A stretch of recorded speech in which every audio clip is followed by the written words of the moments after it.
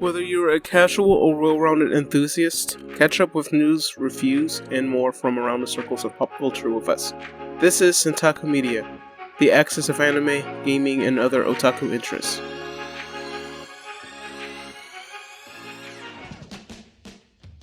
Hey everyone, this is your host Sanjo, or Sanjo-chan, but I'm guessing I'm probably at that age now where I can just be called Sanjo.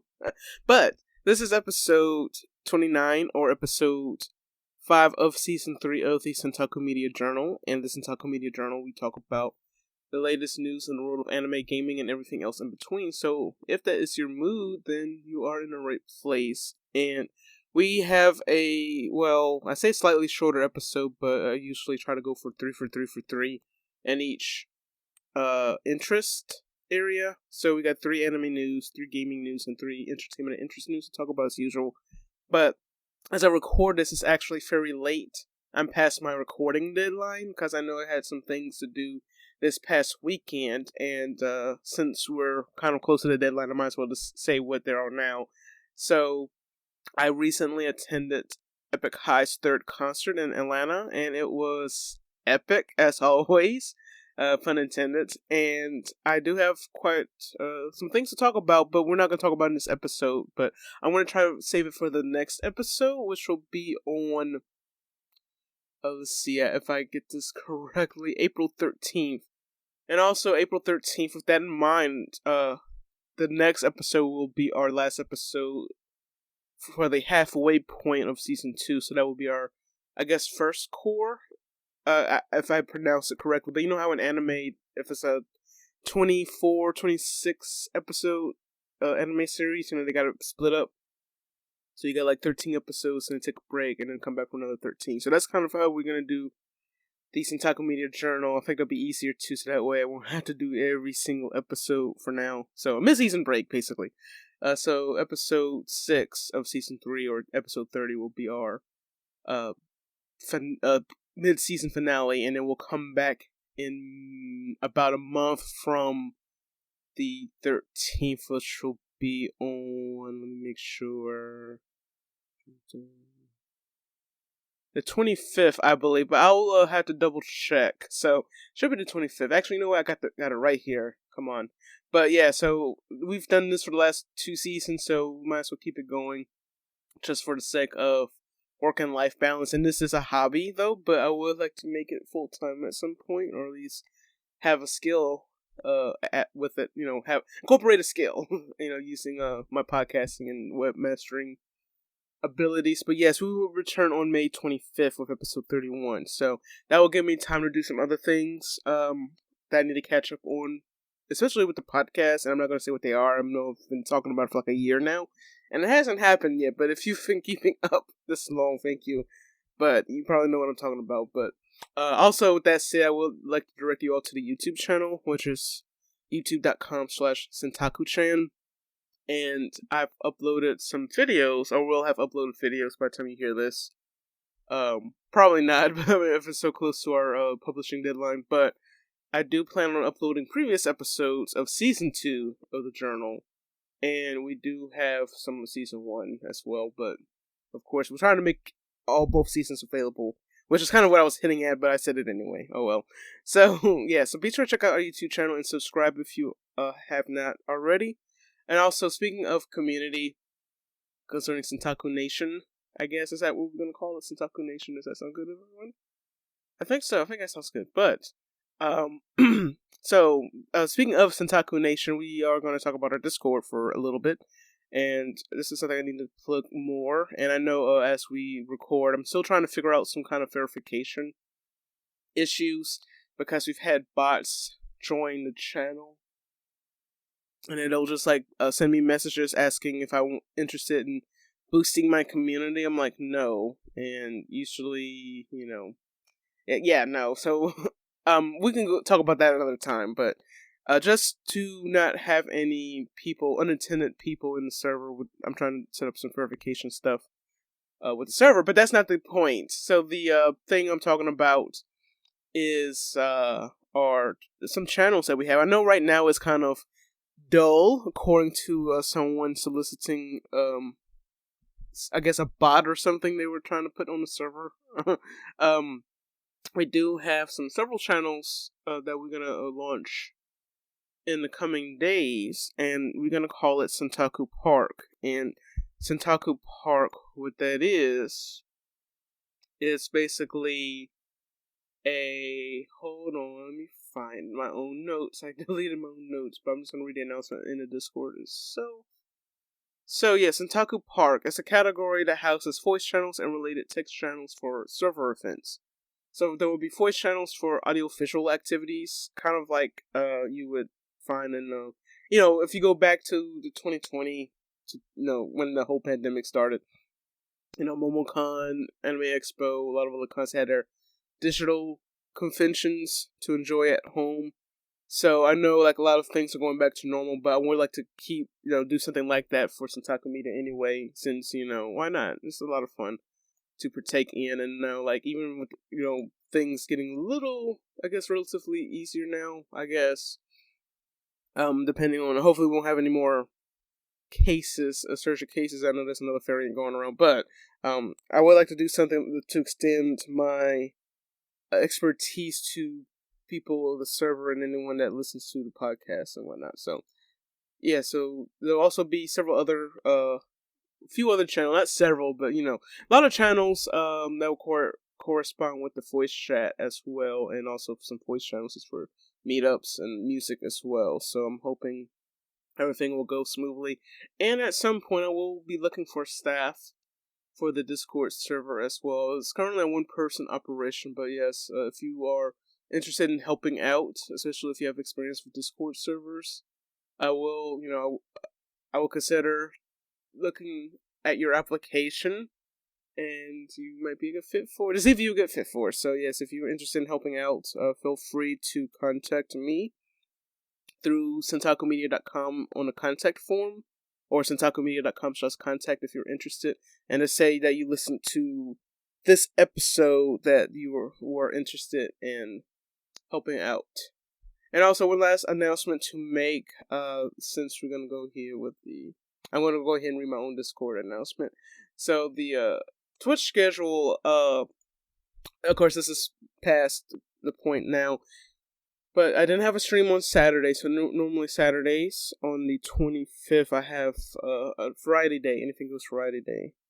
But I did not have it, although instead I did a rerun of the Crab Game collab tournament that Curie Blood Rose had on their Twitch channel for the March subathon, which is coming to a close very soon.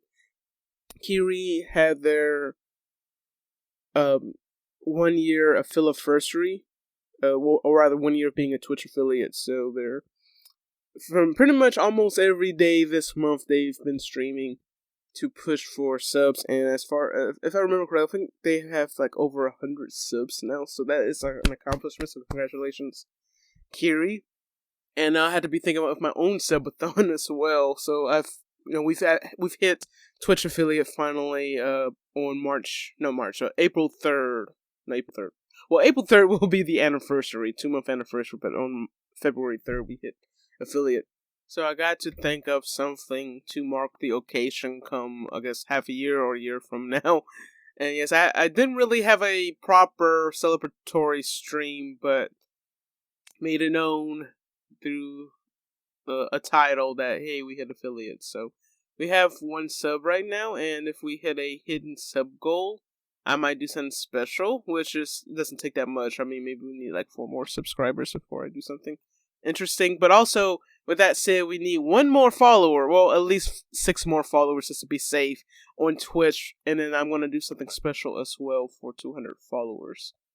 So, if you hit up twitch.tv/Centaku Media and you follow the channel, and don't unfollow, of course, because you will not be properly counted, obviously, but of course, it's a long story. I think we talked about that on the previous episode, or at least in my stream, but we've had someone that follow bombed us. Not really a follow bomb, but more of a troll. Follow trolled us. But it's it's another story. But we are close to the 10-minute mark of me rambling about community stuff. But yes, be sure to check out our Discord, which is the shortcut is centakumedia.com/Discord, and then you'll be sent an invite to join this server.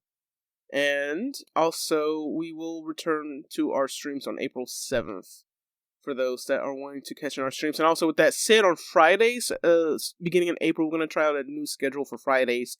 Instead of streaming 9 and 9 on Thursday and Friday, respectively, we're going to do 9 and 5. So 9 Thursday night and then 5 Friday, just to see how things go as far as, everything going on. I feel like if I stream earlier, it will benefit everyone. It'll benefit everyone, yeah, for real. But yes, anyway, enough said. We are gonna go ahead and get on with our episode, but we are gonna break for our sponsor and what other over recorded announcements I got going on, and we will be right back with anime news.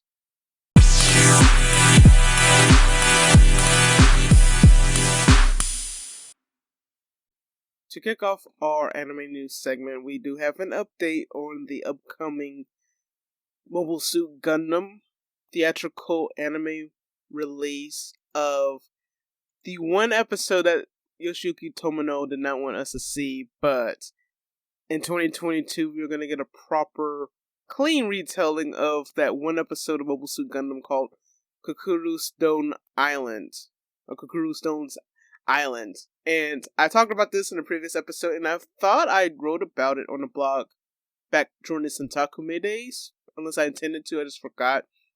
It might have been like during the time when I had the writer's block / family turbulence I had, but we're gonna move on to something better. So the episode of Mobile Suit Gundam Kukuru Stone's Island was omitted from future releases of Mobile Suit Gundam and not even a rebroadcast.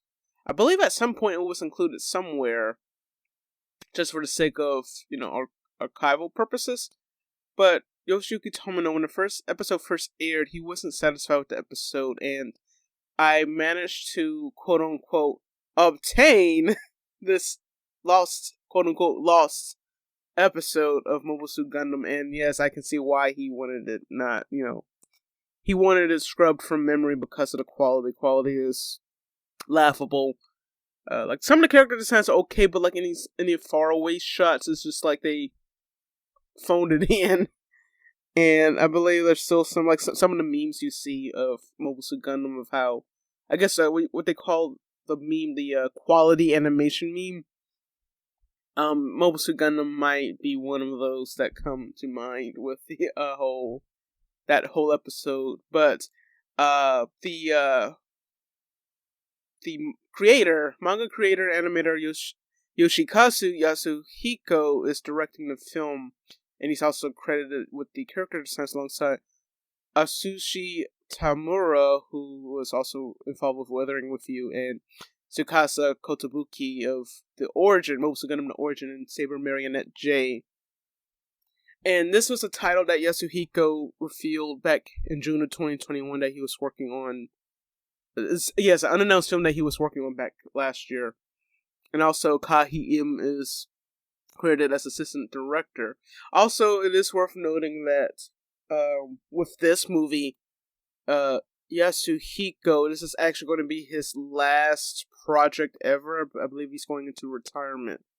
So I think he had hinted at it for a while, but since, considering Mobile Suit Gundam has been running since, the whole franchise has been running since 79, it's all good things, well, I mean, Gundam is still going to go on. I don't know how long, but, there's already another Gundam anime project that was announced. I'm actually going to talk about in the next episode. But, I mean, he's been out there for a while. He's done a whole lot. So, yes, it's a perfect project to go into Marcus' retirement. But the news with this is that a new character has, well, not a new character, but rather a voice actor has been announced for this character. And Shunsuke Takeuchi will voice the main character of the title, which is Kukuru Stone, and the full Japanese title is Kiro Senshi Gundam Kukuru Stone no Shima. And They also revealed some designs of the character and some of the mobile suit as well, the RX-7802.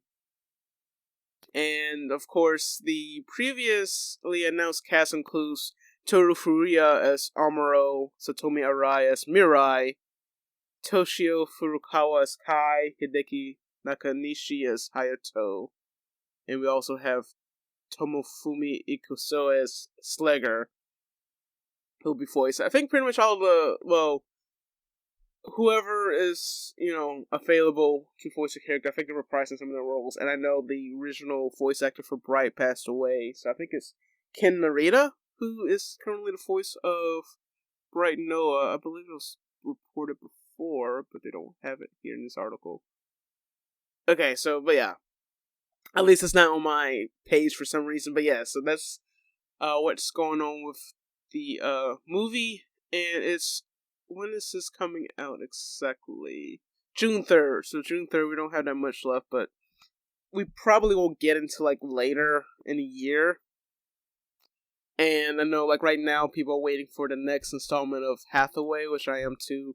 And of course, don't forget to check out our 5-minute review of Gundam Hathaway, which I think is in episode 18 of the Centaku Media Journal, but I am planning on publishing that as a standalone on our YouTube channel. So I might publish it soon, very soon, in the next few days after publishing this episode, because I have it prepared. I just need to actually upload it. But if you're curious as to what it's about, if you heard bits and pieces about it, I'll just give you a 5-minute view of what I thought about it and what it's about and all that good stuff. So yes, be sure to check that out. It's also on Netflix again, so yeah, good stuff. Good Gundam. So anyway, this is also, by the way, last thing. I know I'm all over the place right now. I'm kind of excited. I'm sorry.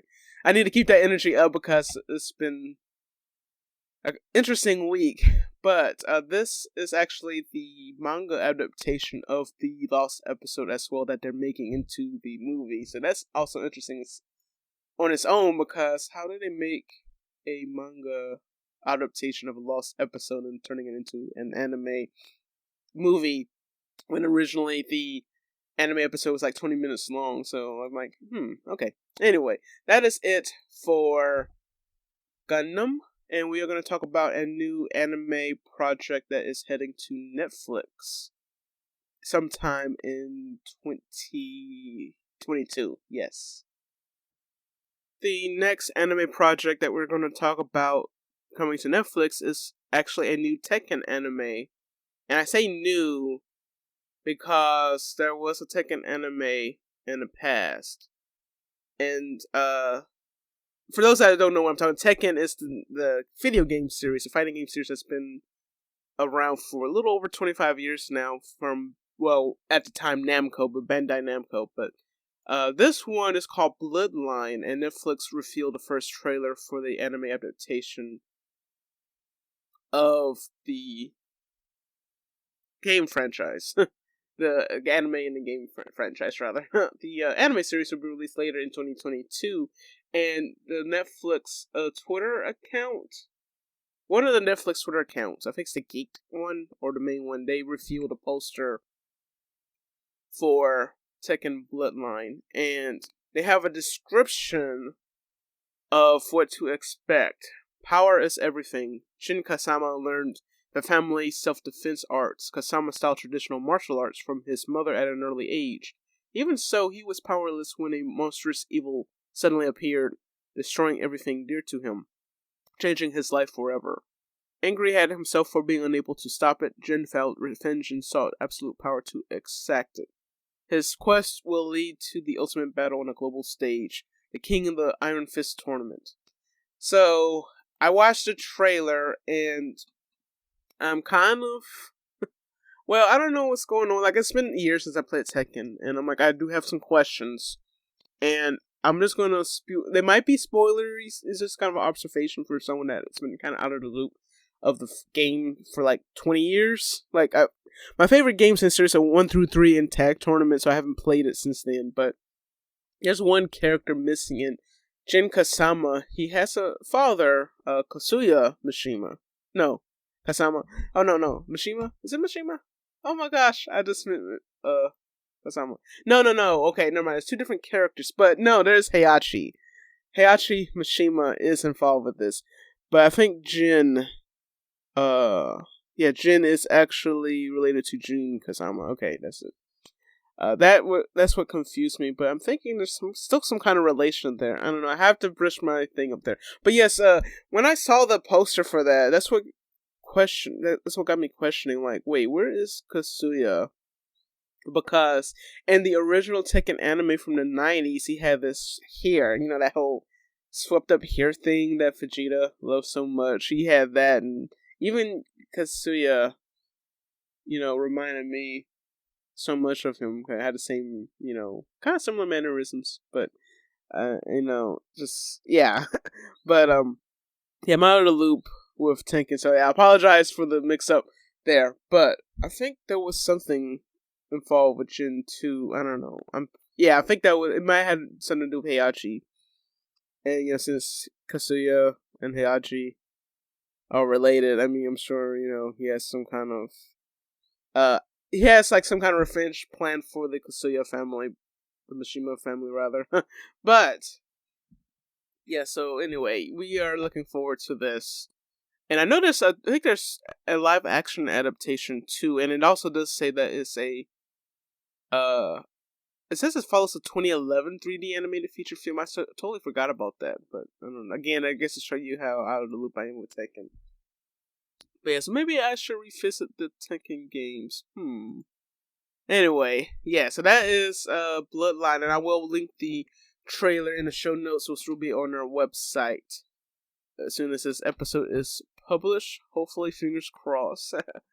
Next, we have another story, which is it's going to be the last segment for our anime news segment. So this is something we talked about in our previous episode, and that was the finalization of the Funimation and Crunchyroll merger. And for those are out of the loop, about a year ago, Funimation or Crunchyroll, vice versa, decided to merge with each.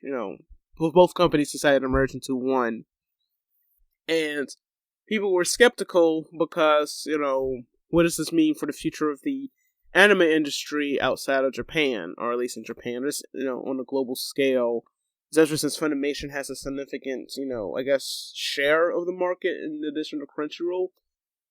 But as of March, we can now confirm that everything is moving from Funimation to Crunchyroll. So a lot of titles are originally on Funimation's streaming library. They're now on Crunchyroll, except for a few. There's like a handful of titles are still streaming on Funimation. But basically, if you have a desire to watch like some of the like lesser name anime series that was originally on Funimation but now on Crunchyroll, then you can cancel your Funimation subscription. But also, there was a discussion on Twitter in a space I visited where people were giving their opinions on what they thought about the whole Crunchyroll Funimation merger, and basically people are going to go back to when, maybe several years prior, maybe 15 years prior of, how, Funimation Fizz at the time when they were focused on, anime, distribution, and then Crunchyroll. Like, as soon as the anime is released, like maybe a few weeks as it was released, they would announce their license acquisition of the said anime series, and this was like in 2006, and in particular, because I remember it was during the height of the Death Note popularity. Like, I was really into Death Note, and I started watching the fan subs in anime, and then like maybe a month down the line, Fizz announced that they were going to distribute it and dub it. And of course, with every news of that happening when someone acquires the rights to a show, people get upset. Like, well, it means I can't watch it because they have to comply with cease and desist from a lot of these companies, and particular Funimation. But now we might be going back to 15 years ago, because with this said, Crunchyroll is actually discontinuing delayed simulcast free delayed simulcast for the current spring 2022 season. So yeah, I imagine that people are not happy about this. But I'm going to read exactly what's going on.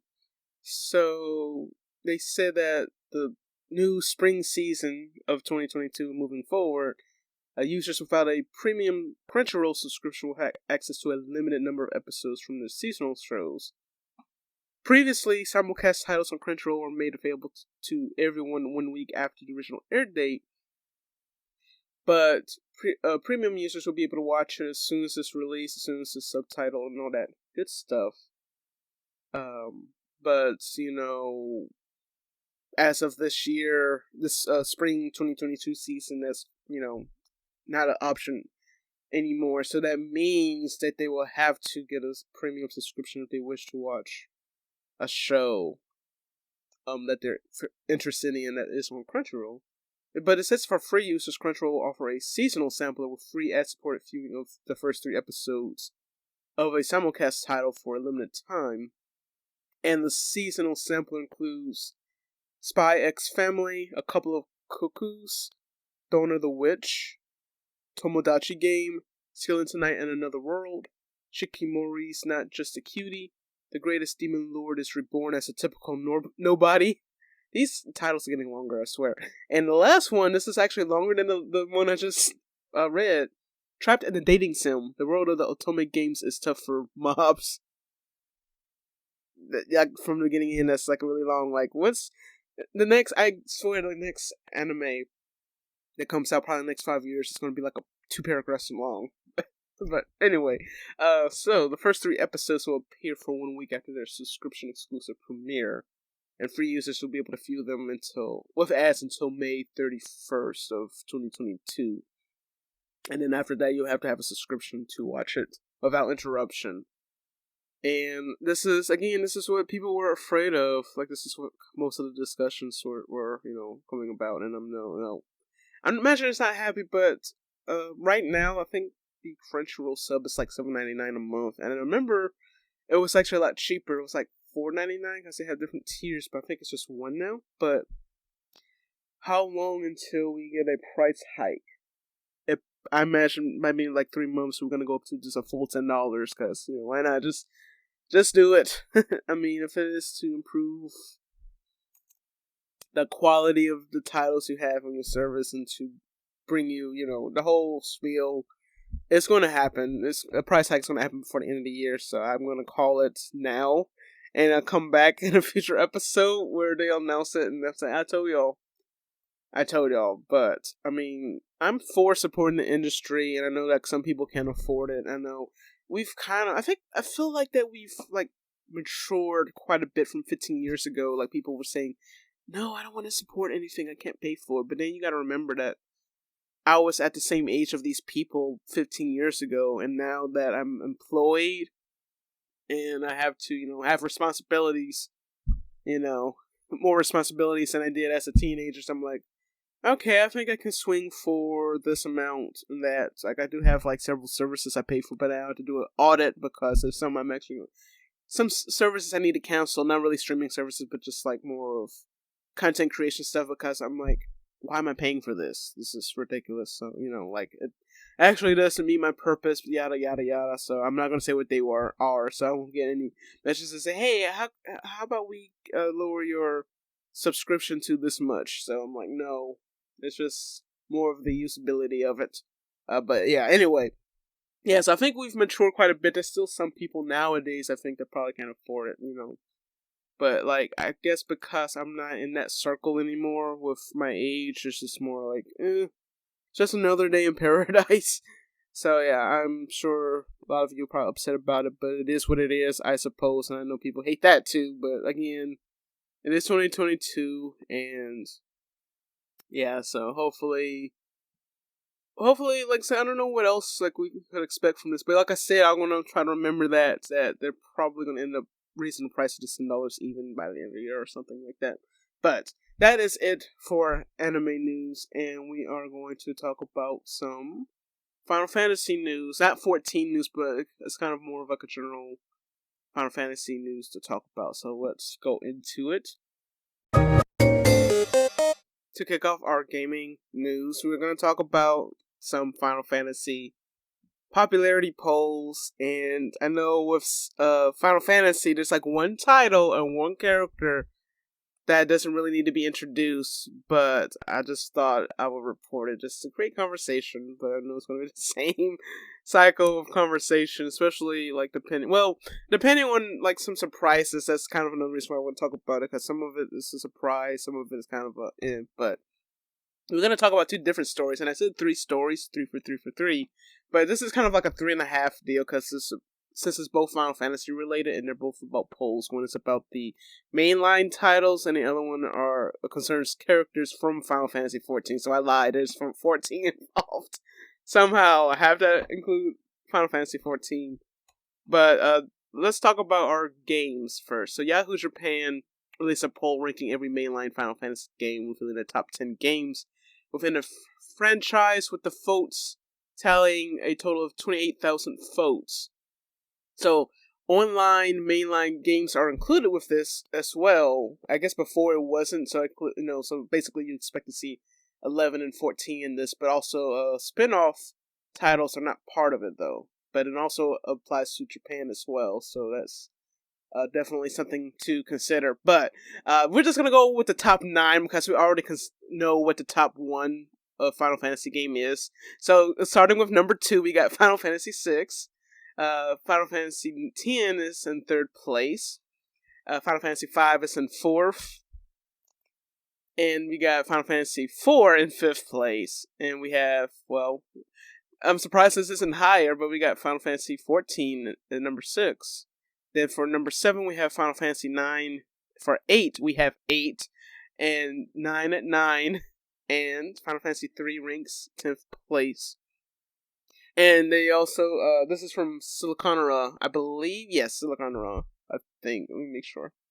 Yes, they also report that further down the list include the first Final Fantasy title, 15, 12, 13, and 2 in that order. And actually, I'm kind of saddened that 15 isn't higher. I'm guessing maybe like a few years back it might have been a little higher, but now I guess with 14 it's kind of like push it out. I imagine it would have been probably at number 10 and 1 for 14. But again, 14, I'm surprised it wasn't at like, I don't know, number 5? Well, I mean 6, I guess. I don't know, that sounds about right. But you know that the number 1 title's never ever gonna get any lower. Guys, it's been 25 years since it came out, so I mean, I don't know. I can't imagine it getting any lower on the list. But if I remember correctly, there was another poll we talked about like last year, and I think Final Fantasy X was like number 1. And 7 was like in 2nd place. It was like very close. But I don't know. But yes, of course, the fact that Final Fantasy X is in top 3 is, still good enough. But I think it was actually NHK that had that poll, I believe. Yes, it was NHK. It just said that. I'm reading it right now. They mentioned it in the notes. It says that Final Fantasy X and the NHK poll was the most popular in 2020 with 7. Yes. And of course, what characters. Well, the character came in first with Yuna coming in second. So yeah, we're not gonna say the S word or the C word here on this show because we just know. Anyway, I hope you're having fun with my roasting of Final Fantasy, the Final Fantasy game between 6 and 8. But moving on, we do have 14 character poll announcements to talk about. So, Famitsu released its results for the Final Fantasy XIV character poll it held in its March 2022 feature. And I'm going to say the name of the character, but don't read too much into it because it's actually a spoiler character. So if you play through the game, then you'll know, you may find out why this character has become the most popular character. Emitsu, who is the most popular 14 character according to Famitsu's character popularity poll. And they also revealed other characters as well. Some of them I'm kind of disappointed isn't higher. Gratia, which is G apostrophe R A Hatia is a lore thing, so that's like another episode. So Gratia comes in second place with Harchifon in third place, and in respective order in the top 20 was Alphino, Estinian, Artbert, and Xenos.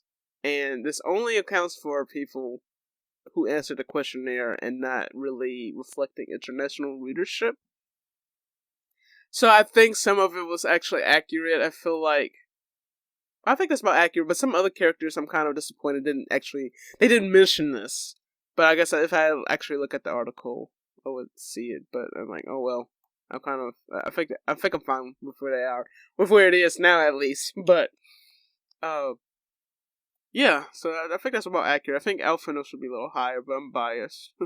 So anyway, yes, that's all your 14 Final Fantasy popularity poll results for the moment. So thank you for putting up with my fan ranting and all that stuff. But yes, anyway, moving on. So we are going to talk about another game that I haven't.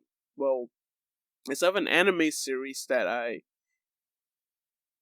say very rarely talked about, but it was kind of a big story last season, and I think y'all remember what that is about. But let's introduce it. This next story is about Digimon, which we actually talked about, I believe, last year, and it was an interesting one because it was concerning the original creator of Digimon, and that somehow it was thought to be a joke, but he was basically complaining about the whole concept of cancel culture during one of the Digimon plays for the, I think, 20th anniversary, I believe, for the show, and people were like upset about it because, basically it goes back to it's a political thing, kind of, American political thing, and it's kind of like in a mess right now. But we're not going to talk about that. But I have to go back to the episode specifically to see what it was about. But I had to refer to it in the show notes if you were curious about that. And but this one though is about the game, the Digimon games. We're gonna talk about the Digimon games, and so I'm not a big fan of Digimon anyway. Like, I heard about Digimon, I was told, hey, this is like Pokemon. Well, I guess that was the intention because that was kind of the thing in the late 90s from the era. But yeah, Digimon, I watched the first season of the original Digimon. It was okay. But one game in particular, and the reason why I'm talking about this, is actually from last month. It was like around this time in February last month. That it's been sitting in my stories queue, but I'm pretty sure I got like several other stories to talk about that's been like a month past due to talk about. But actually, if anything, I think I'm proud of myself for like actually having news to talk about. But I just don't know when to publish them since we're a bi-weekly show. So this one though, I think it's a good point to talk about. But this was a Q&A session from DigimonCon 2022, which was in late February. And the Q&A session was with the Digimon series chief producer, Kazumasa Habu, and he went over questions submitted ahead of the event. And one question that was submitted asked if Bandai Namco planned to release a Digimon World remaster or remake. And Habu called the remaster highly feasible, but noted that with a remake adding new content could make it more like an entirely new game.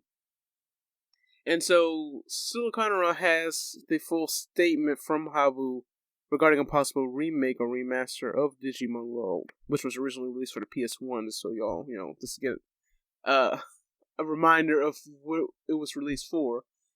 But say we have received many requests for a port or remake of the original Digimon World. I'm positively considering it, but at the same time, I'm also thinking about which choice, port remaster or remake is better.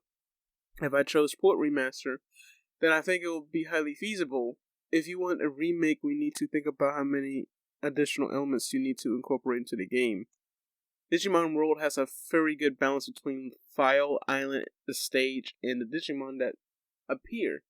If we add a new field, for example, like the Folder Continent or Digimon, I think we should treat it as a new product rather than a remake.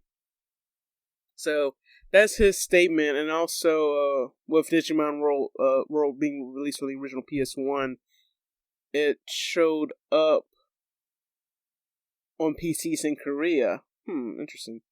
Which, I guess that probably would have made sense then, but I guess in PC market in some countries were kind of, made more sense than others. But of course, I think Korea, I think the PC market is kind of, higher than most because, I think during this era, StarCraft was the thing, right? So the last entry in the series was Digimon World Next Order, which showed up on a Vita in Japan, but was also released on the PS4 worldwide.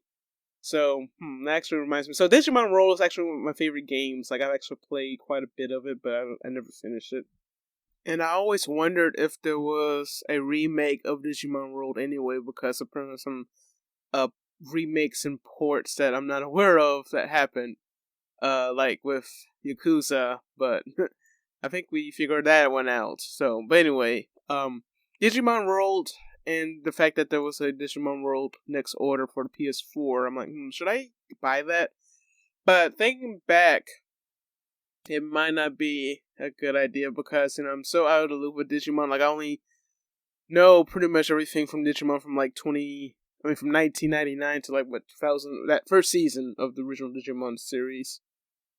So I'm not familiar with everything, but please, yes, I know we would like to see a remake, but of course, there's another option. If you want to play the original one, you got resources, but we're not going to talk about them. But that's pretty much for you to decide whether you want to use those resources, and if you feel like dealing with the repercussions of said resources. But I would really like to see a remake, and I probably would play it if whatever route they decide on, route or route. Tomato, I suppose. But yeah, whatever they decide on, I'm looking forward to it. So, yeah, Digimon World. Anyway, next story. So, this is actually, I believe, our last story of the gaming news segment. And this is about the new free upcoming Mobile Suit Gundam for first-person shooter game called Gundam Evolution. And it's it's free to play, but it's going to be released for the PS4 and PS4 and PS5 in 2022. And they recently, I think it started already. This was actually from earlier in the month, and I meant to talk about it, but we just didn't have enough information. But there's supposed to be a closed beta test sometime this spring if it hadn't happened already. I thought I had an updated story for it, but I don't. But just something to find out, something to keep a lookout on in the months to come. But just as a refresher, we talked about this last season, I believe, but it's supposed to be a 6 versus 6 FPS game, and the way they describe it is that fast and immersive mobile suit team battle meets the ability for any mobile suit to clinch victory using their unique of attributes, abilities, and boost tactics. And then apparently the team. This is from the official PlayStation blog, just so you know. And they said that they've been working with other people for the Western announcement trailer, including Steve Aoki, who happens to be a Gundam fan as well. And the free-to-play game will feature the initial 12 mobile suits. And they don't even have it. No, they don't have it on here. I think they'll have a few on here, but not the whole selection here in this article. And see, how did they describe this? I'm kind of like all over the place. It's kind of like complex to talk about, but it's basically like since it's on a PlayStation blog, it's going really into deep detail on what to expect. But it says whether you're a hardcore UC fan or perhaps you have extra quote-unquote iron in your blood, there are plenty of units from across the Gundam multiverse for everyone to try. Not limited to a specific class role, players can select their preferred suit from their favorite series freely and adapt their play style to suit the team's needs. And there's also an auto repair system, which is a function that gradually recovers a unit's hit points over time and cleverly placed repair pods throughout the environments, allowing players greater variation in their team builds and combat strategies. And actually, with this said, I wonder if this is more like Apex Legends than Overwatch, but I don't know. We'll see. But apparently, there's some three types of battle modes. There's point capture, domination, and destruction. Point captures involves teams taking turns attempting to occupy its control points. Iterative, I never heard of it. Iterative control points, as they call it. Players will need to flex all their skills to move to the second point or fiercely hold the line of defense to secure the win. I'm guessing it's like the payload in Overwatch, I guess. So, domination ups the ante with both teams fighting to control three objectives that are unlocked randomly. It's a wild battle of points in a constantly evolving battlefield. Destruction, you have teams divided in the attacker and defender roles, and battle to destroy or defend their objective. Cooperation is the key to turning the tide in battle in this game of suppression and sabotage. And each mode features various earthly and interstellar map locales for players to explore. Whether traversing a lunar base or taking up arms deep within a resource quarry on Earth, all 6 players will need to work together to adapt to every combat situation to secure the win. So the network test, let's see, it will be, apparently 2 additional units will be joining the fray for the close network test, with Gundam Exia and Marasai, I believe is from Unicorn? Yeah, so of course, so Gundam Exia was in Gundam 00, which was originally piloted by Setsuna Sei, and the Marasai was developed by Anaheim Electronics, deployed by the Titans during the Grips conflict and used by the CN remnants. And the closed beta test includes Japan and North America, but this was actually on the 9th of March, so if I find any information on when the closed beta test has happened, I'll have to include it in the show notes until I find it, if it's very soon. And also, they are going to release it in the European region, but they can't share any more details just yet. So once the information is finalized, I'll be able to share those for those that want to play it in Europe. This is our last segment of the Centaku Media Journal episode 29, and is going to be about entertainment and interest, and we have big news for those who are K-pop fans, especially of a specific group, which is actually my go-to group for K-pop, and actually it's a second-gen group, and after being away for so long, I'm like, I wonder how people are going to, like, see them, like, how is their reception going to fare, considering they've been out of the game, even though they're technically legends at this point, with, BTS and TXT and all of the current gen groups. I guess it's like 3rd gen or 4th gen. I think it's 3rd gen. No, I think it's 4th gen.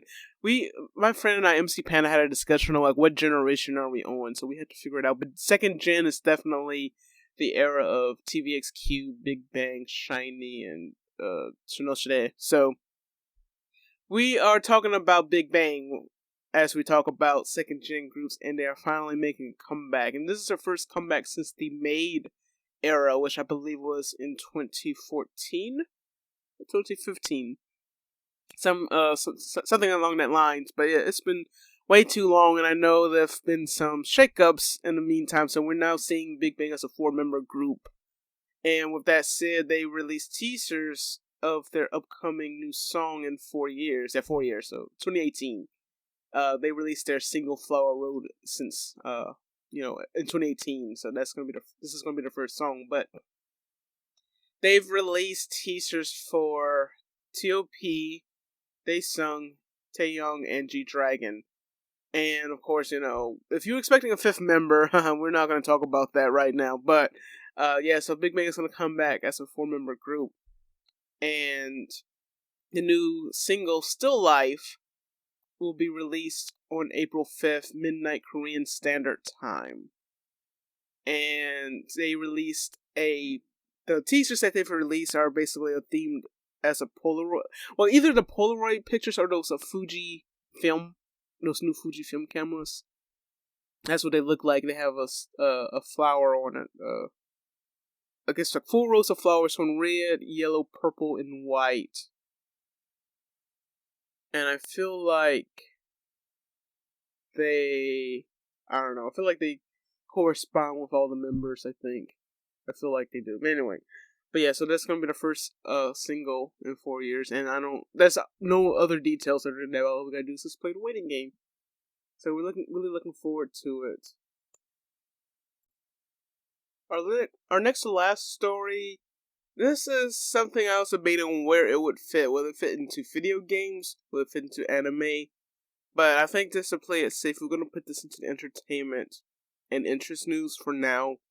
And technically, I guess the art form would be anime-wise, but since this is kind of a form of entertainment in a way, and I should know this considering that we have one for our Twitch channel, we're going to talk about a VTuber who is no longer a part of the lineup from Hololive. I think this is a Japanese branch of Hololive.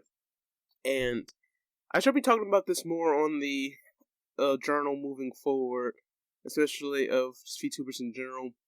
But this one is about a former VTuber by the name of Uruha Rushia. And this happened, I think, back in,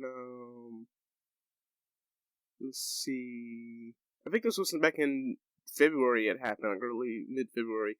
It happened, but now I think we only have like a few days left until you can get any merchandise with this character, but I wanted to talk about what exactly happened, but I think they still don't know pretty much what happened. And of course, usually with entertainment industries, and I guess Japan in particular, and I guess Korea too, but Japan in particular, they usually try to keep mum on some details about exactly what happened and saying, well, because of some unfortunate conduct on the person's behalf, they will no longer be representing us. So this is the case of this VTuber, Yuruha Rushia. So the Hololive VTuber is no longer active, and Cover Corporation, I guess it's that the company of Hololive, announced that it terminated her contract due to a violation conducted by the person behind the VTuber, so I guess the voice actress. The cover released a statement about this matter, which also is available in English on Reddit. The company discovered that the person behind Iruha Rushia leaked business information and distributed falsehoods to third parties. It apologized to the VTuber's fans for breaking this news.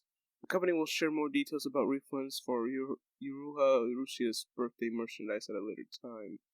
And the VTuber birthday happened on, I think this is a typo, it's January 22nd, but it says 2023, so I think they meant, I think they meant 2022. But this was not the first time that Cover removed a Hololive VTuber, due to a contract breach, but this was back in June of 2018, where it terminated the first generation VTuber Hitomi Chris due to a violation. And they gave a 2-week suspension to the then newly debuting 5th generation member Mano Elo back in August of 2020 due to an accidental leak of her live 2D model. And Elo retired at her own accord at the end of August, at the end of that month. But the cover still removed her page from the website. And there's also Kiryu Koko, who is currently the only member who left Hololive under good terms. 4th generation VTuber launched her graduation stream on July 1st of 2021, and they still list her, cover lists her as an OG VTuber on their biography page. And yeah, they said that everything will be shut down in March, even the YouTube channel and any memberships people had associated with this VTuber. So let me hold on one sec. Let me see if I can find any details in that post on Reddit, since it was translated in English. I think this is pretty much a generic, I guess, a press release over something like this. So this is that regarding Yuruha Rushia, it has been apparent for some time that she's been distributing false information to third parties and has been leaking information, including communications regarding business matters. We have been investigating the facts related to these matters. With respect to the above, we were able to confirm that she engaged in acts that violated her contract by leaking information that she acquired from the company as well as communication over SNS, or social network services, both of which she has responsibility to protect and cause the company to suffer reputational damage, such as by publishing falsehoods to various related parties. As a result, we as a company have determined that it has become difficult to continue managing and supporting her, and have elected to make this decision. And to all our fans and any related parties, we deeply appreciate all of the great support you have provided throughout the activities that Yuruha Rushia has engaged in over a period of 2 years and 7 months since her debut as part of the third generation of Hololive. We deeply apologize from the bottom of our hearts that we have ended up in a position to have to report this news to you. And any refunds related to Yuruha Rushia's birthday merchandise for which we have accepted orders, we will notify you the details in the respective sales websites and such going forward. And we appreciate your patience. And then it pretty much says that it was shutting everything down at the end of this month. So this was released on February 24th of 2022. So yeah, I'm a little late reporting because I've been reading it. I'm like, what's going on? So now we kind of know why, because I know they were talking about there was some, uproar regarding this VTuber. But yeah, so it's kind of like with any celebrity, even though this is a VTuber, it's a virtual YouTuber, it's still, expected that the person behind it has to, it's kind of like an idol, like a K-pop idol. Like we've talked about this before, they have to basically be careful of what they say outside, even though people don't know who you are. The fact that it's still gonna, harm your company's reputation, is important, so you want to, even though you're a fictional character, you still gotta, you like a voice actor, basically, so that's the whole thing. But I will say this, let's go out of character, so yes, I do control Nakaichi, who is our VTuber mascot of Centaku Media, and I try not to go a little crazy. I know I'm going a little out of, my personality range, as you can hear here. So I'm a little more hyper. I think this is my true self in the VTuber, but I try not to say anything that's off color, right? So I still got to make everything clean and presentable and professional, right? And actually, I haven't finished watching that. I don't know why I didn't. I guess I just got caught up with everything. I usually tend to watch stuff really late before I go to bed, before I have to go to my day job. But there's a YouTuber who goes by Saber Spark, and he did like a 30-minute video talking about the history of VTubers, and it was very interesting. But like I said, I only watched like half of it because it's so long. I usually have to brace myself when I watch, like pace myself rather, when I watch really long YouTube videos. So I usually end up watching the whole thing, but like I said, this one night in particular, I had the intent of going back to it, but haven't yet. But it's an interesting watch. I'm going to link it in the show notes for those that want to watch it. But yes, it kind of dates back to like 10 years ago, I believe. From what I remember, and I think Kusuna Ai, I think is actually being temporarily retired, because I think the company wants to like improve upon her, and she's actually collaborated with I think she collaborated with Moe Shop, who is a Japanese electronica artist, I believe. I think they're Japanese. I have to find out more, cause I thought Moe Shop was at first a vaporwave artist, but I think they kind of started that way, but kind of branched out. But yes, Kusuna Ai has collaborated with some people you least expect. So, and for a virtual YouTuber too, but I'm guessing it's like kind of like the whole Hatsune Miku thing. So I guess it's kind of one way to look at it, the whole VTuber craze. But also VTubing is actually a lot of fun, because I know people have this negative view of them, because they're basically saying, if you're going to be a personality, why not just show your own face? But then, what's the point? I guess it depends on your goals too, but like some people go in a little, to put a little effort. Let me try it over again. I'm kind of like rambling, I'm sorry. People put an extra effort to have a lore behind their character, but I'm just going to keep it simple. And as someone that's, who is in between a lot of interests, I'm just going to keep it simple, and I'll wear something for the occasion. I'll put on cat ears. Dang, come on. I'll put on cat ears if I feel like it, but ultimately, I have been around for quite a bit. I have traveled certain places around the world. Well, the first world, like Fanadale or Azeroth, or maybe in this case Earthsia. But so I think that actually works, and like I put some of my other like real life personalities into my VTuber too. Like I do like spice. I don't like spicy things. I do like ramen, but of course I try not to eat too much ramen now. I'm on a diet now, but yeah. So I actually try to put some of my real life qualities in it, but I try to twist it up too a little bit. I guess I'm actually learning myself through VTubing too, and it's a lot of fun. So yeah. Anyway, I'm sorry I've rambled on about this for quite a bit, but yes, because when you think about it, I haven't really talked about VTubers on this show, so I think that's why I'm like going a little off about talking about this. But I will go ahead and finish off our show with one more story. Our last story is actually a story from I think that I've been holding on to for like a couple of months now.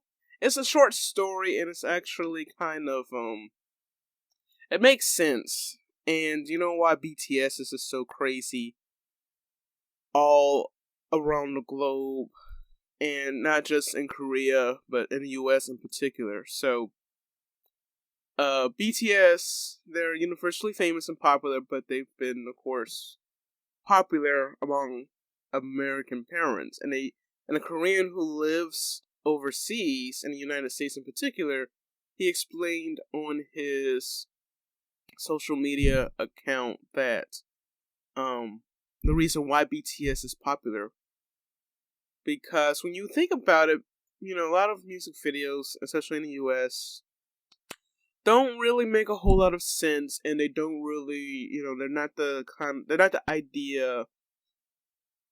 The music videos in particular, they're not the idea role model for a lot of younger people, and they usually like to, emulate a lot of things they see.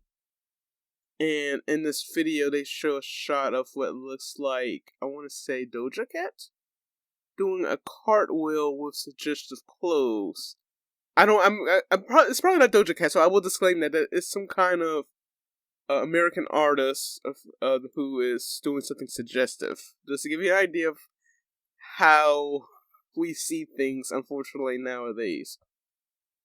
But Kim Dae-ho, who is the original poster, who is talking about this post that went viral among Koreans, the parents in America were sick of their children listening to the rated lyrics, typical to American songs, but they welcome the cheerful, hope-giving lyrics BTS has.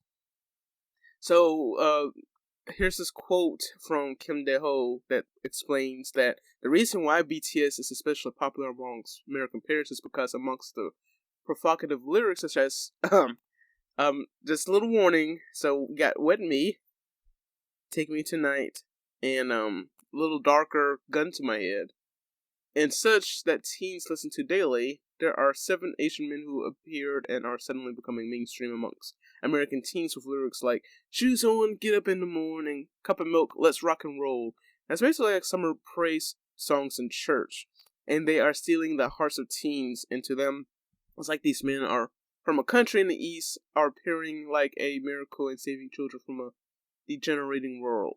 So, yeah, so that is definitely, that does make a lot of sense, because, like, I think almost all, okay, no, I can't take that back. I was say almost all K-pop, no. So if you look at a song by EXID called Up and Down, that is definitely not a song about hope. It's actually it has euphemisms in it. I would say that's Up and Downs by EXID is song full of euphemisms. And there's another song too, I think it was Bicycle by Chunga. That is definitely not a song that you would listen to for the people who are into BTS. So yeah, they're definitely K-pop songs. So I actually like, wait a minute, what's going on? And when I was thinking back, like Big Bang, when they finished recording the music video for the upcoming comeback, we probably won't see a music video for like maybe another week, because they have to go through clearance, and this was something that started several years ago, but it feels feel like it's still not doing any good if they're trying to like scrub things and trying to like rate things the way they should be. But I mean, apparently they're more conservative than, I guess, like the U.S. A little more conservative than that, but they actually like a lot of younger people though. They're more liberal with what they believe in, and how Korea is, because like the most recent election, I think we in the last episode we talked about we talked about a former presidential candidate in South Korea, but the current one, he is of the Conservative Party, and unfortunately, or fortunately, well, depending on how you see it, it looks like some of his ideologies are not the idea for something in 2022. So basically, a lot of his supporters are the people you do not want to run into on the internet. Let's just say that. So, yes, Korea is still kind of like, they pretty much emerged from that era of being a third world country from the 80s, so they're pretty much on par with like the US, and that's why BTS is kind of a big deal right now, because they've actually put them into a positive light, the country that is in. And then of course like the US, I'm like, oh, we're falling behind, like every other aspect. And we can't just blame the politics too. I don't think it's not really a politics. I think it's the people too, unfortunately. But we're gonna talk about that another day. I'm trying not to get into trying not to talk too much of politics unless it's very, very important. So, and with that said, we are done with episode 29 of the Centaku Media Journal. Thank you so much for listening, and of course we'll have the show notes up, and this episode might be late after all. I don't know, maybe it's a miracle, maybe we'll listen to it on the 30th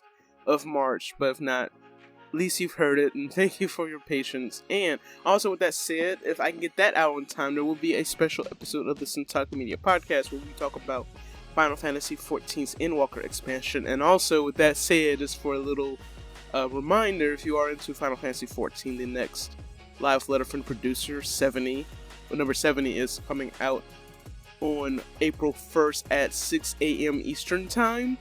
So if you're up that early, be sure to check it out, which I probably won't, because I'll probably be in bed then, unfortunately. But of course, if there is anything we need to talk about, we'll talk about in the next episode of the podcast, which is due out on April 13th, and that will be our last episode for the first half of the third season, and we will be back at the end of May, which is the 25th. So we look forward to listening, or rather talking to you all again in the next episode, and it'll be the last episode for about a month after that. But you can keep in touch with us on our socials: Twitter, Instagram, and Facebook at Centaku Media, Twitch, also Centaku Media, twitch.tv/Centaku Media, our YouTube, Centaku-chan, and also don't forget to join our Discord, which is at centakumedia.com/Discord, and we are going to roll out some new features there soon that will make it more eventful. Pun somewhat intended. So we're looking forward to see you there, and until next time, so long.